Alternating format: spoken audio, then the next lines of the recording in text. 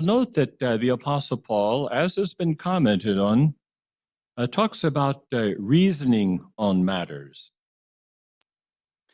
Now, there's something that the apostates are talking about and trying to put forward. The media has picked it up. Others have also picked it up.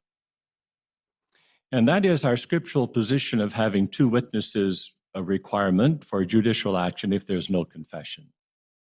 We will never change our scriptural position on that subject. I want to take you back then to the scriptural basis for that. So you referred to Matthew 18, verse 16.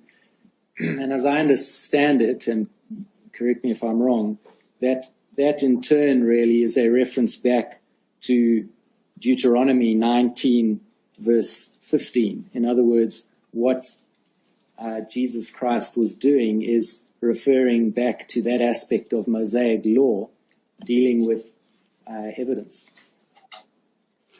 He did quote, as he often did, from the Mosaic law, but he gave a Christian application. You'll be familiar, and perhaps we can go to Deuteronomy 22, 23 to 27. Deuteronomy 22, 23 to 27. Page 304. So where it said that if a man is found lying down with a woman who is the wife of another man, both of them must die together. Now, let me just preface this. I'm not addressing the question of the stoning. I'm addressing the question of evidence. The man who lay down with the woman as well as the woman. Sorry, I read that badly. Both of them must die together. The man who lay down with the woman as well as the woman. So you must remove what is bad out of Israel. Then it says, if a virgin is engaged to a man and another man happens to meet her in the city and lies down with her, you should bring them both out to the gate of that city and stone them to death. The girl, because she did not scream in the city, and the man, because he humiliated the wife of his fellow man. So you must remove what is evil from your midst. And then the next example is the one I'm particularly interested in. If, however, the man happened to meet the engaged girl in the field, and the man overpowered her and lay down with her, and the man who lay down with her is to die by himself, and you must do nothing to the girl. The girl has not committed a sin deserving of death. This case is the same as when a man attacks his fellow man and murders him. For he happened to meet her in the field, and the engaged girl screamed, but there was no one to rescue her. So that in that example, you accept it's a case where there was no other witness beyond the woman herself.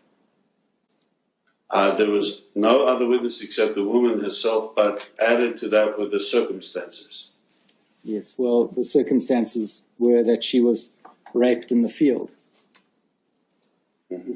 Yes, but they were circumstances. And it was sufficient, there being only one witness, it was nevertheless sufficient for the conclusion that the man should be stoned to death. Mm-hmm. Yes. Now, is it... I think we're agreeing on the point. Yes, is it not the case that had Jesus been asked about a case of sexual abuse, he may have referred back to this part of Deuteronomy and said that it's not required to have two witnesses?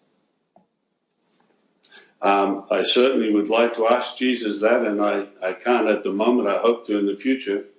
But that's a hypothetical question, which if we had an answer, then we could support what you said.